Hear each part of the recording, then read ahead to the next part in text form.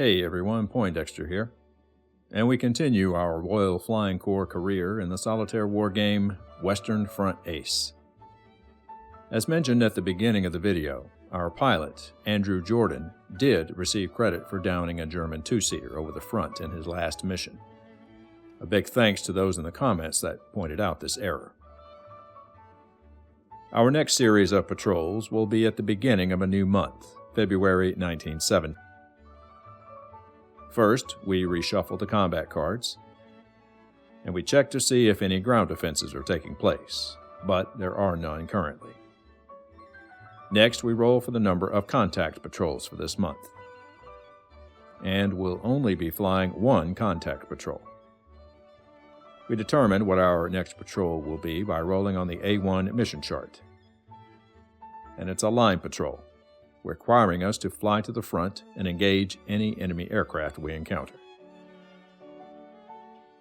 Second Lieutenant Jordan takes off, and we roll for our first encounter.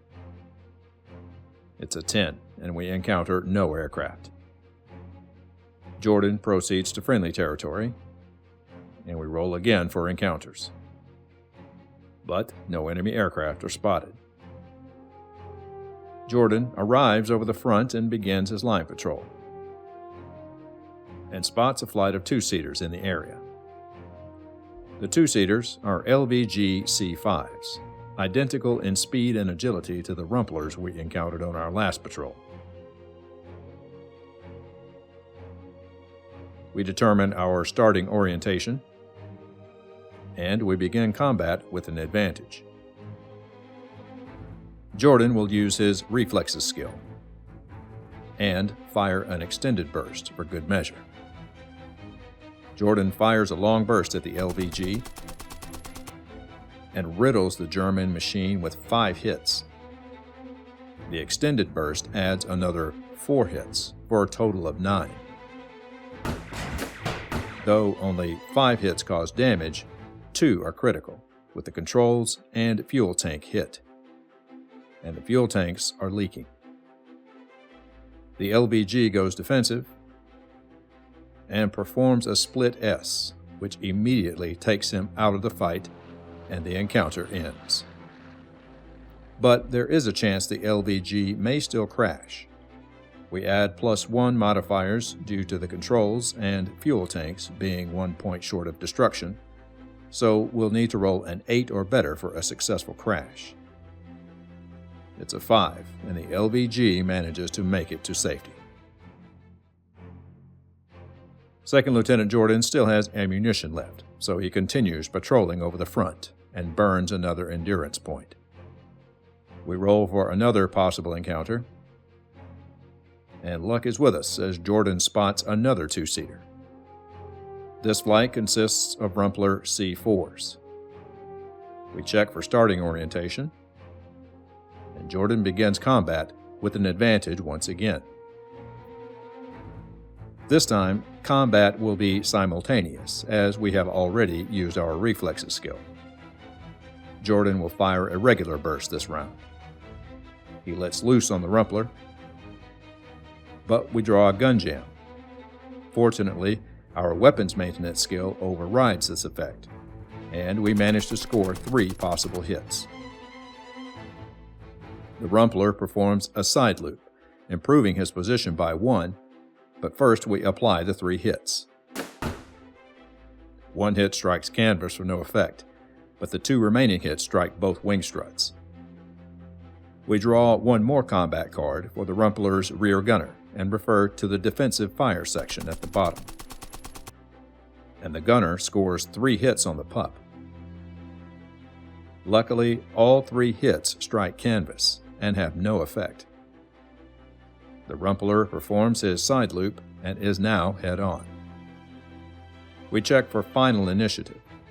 The Rumpler has lost agility with a hit to her controls, so her base initiative is down to 11. Our pup has taken no serious damage yet and is at 13. The Rumpler rolls a 5 and the pup a 6, a difference of 3 in the pup's favor, enough to give the advantage back to Second Lieutenant Jordan. We still have 3 ammo left, so we'll go another round with the wounded Rumpler. Second Lieutenant Jordan fires and scores 4 possible hits. But the Rumpler performs a split S, which removes one of the hits. Unfortunately, the split S also means this encounter will end after this combat round, so let's hope for some good damage dice rolls. We apply the 3 hits, and 1 hit strikes canvas for no effect, with the remaining hits striking the tail and starboard struts. The Rumpler rear gunner gets one last shot before the encounter ends, but scores no hits, and the Rumpler rolls away and dives out of the fight. After this last encounter, Second Lieutenant Jordan decides to head back to the aerodrome, with enough ammunition left for defense if need be. He moves into friendly territory, and we roll for a possible encounter. It's a 6, and no encounter takes place. Jordan arrives over his aerodrome, and we roll for our final encounter. It's another 6, and the skies remain clear. We roll for the weather over the airfield, and the weather is good. Second Lieutenant Jordan's landing is automatically successful since he suffered no damage. And we fill out the pilot log with the results of our only patrol of the month.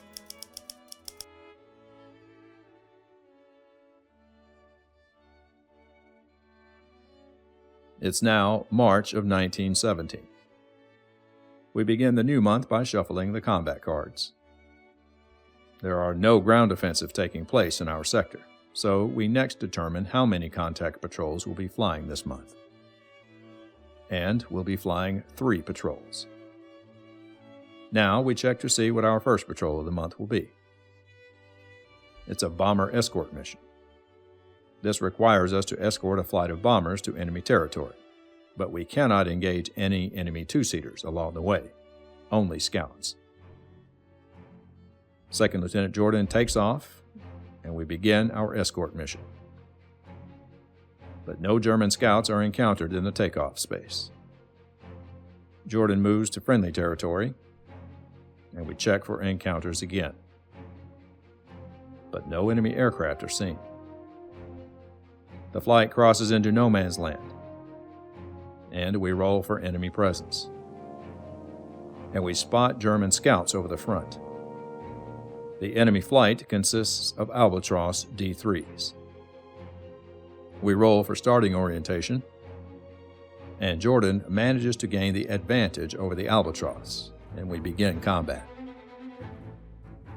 Jordan, as usual, will use his reflexes and fire an extended burst. He fires at the Albatros and destroys the German scout outright with a fatal burst. The hapless scout breaks apart, and its remains scatter along the trenches below. Since we engaged in combat with an enemy scout, the parameters of our escort mission are complete, and we could turn for home.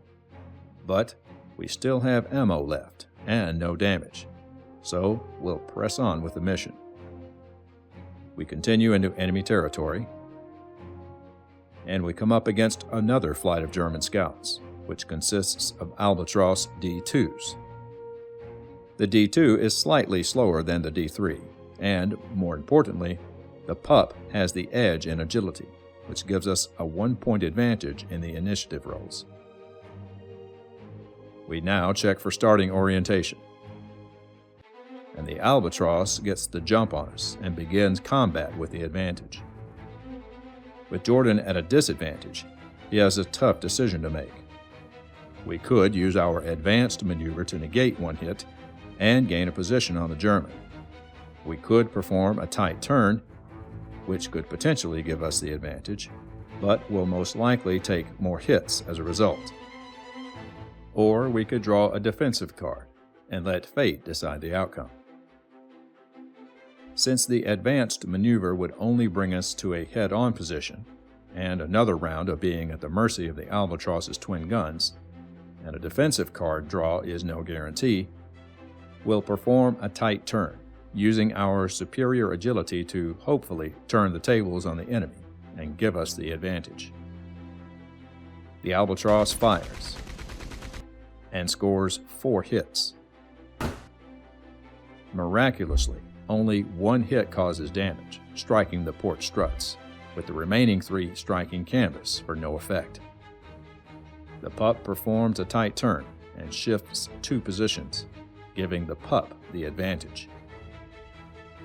We now roll for final initiative. The Albatross has a base initiative of 12 and the pup 13. Adding the die rolls, the Albatross ends with 14 and the pup 17, a difference of 3 in the pup's favor. And now, Jordan is on the tail of the Albatross. The tables have quickly turned in combat, and Jordan is lined up for the kill. He fires, and, as luck would have it, his guns jam. But our weapons maintenance skill negates that result, and we score 3 hits. The Albatross performs a barrel roll and negates 2 of the hits. The Albatross's tail is struck along with a bonus hit to the tail, since the pup is firing from the tailing position. We now roll for final initiative, and the final totals are 16 for the Albatross and 18 for the pup, and Jordan remains on the Albatross's tail. Jordan, sensing victory is at hand, goes another round with the Albatross. He fires and scores 3 hits. The Albatross performs a tight turn, improving his position by 1, but it does not negate the hits. The Albatross's engine and forward weapons are struck, but the hit to the tail destroys it, and the German scout crashes to the ground. The Allied bombers drop their payload, and we begin the trek back to our aerodrome. Arriving over no man's land, we roll for another encounter. And we run into yet another group of German scouts, made up of Albatross D3s, and the enemy starts with an advantage. We'll risk another tight turn maneuver and hope the Albatross doesn't cause us too much damage. The Albatross fires, but fortunately for us, the Albatross's guns jam.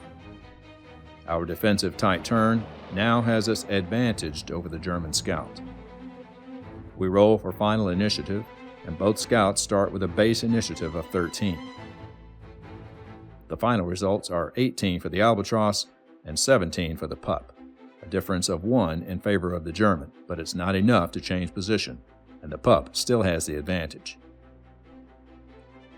Jordan still has 2 shots left, so we'll engage the Albatross instead of breaking off. Jordan fires and scores 3 hits, but the Albatross goes evasive and avoids all damage. Now we check for final initiative.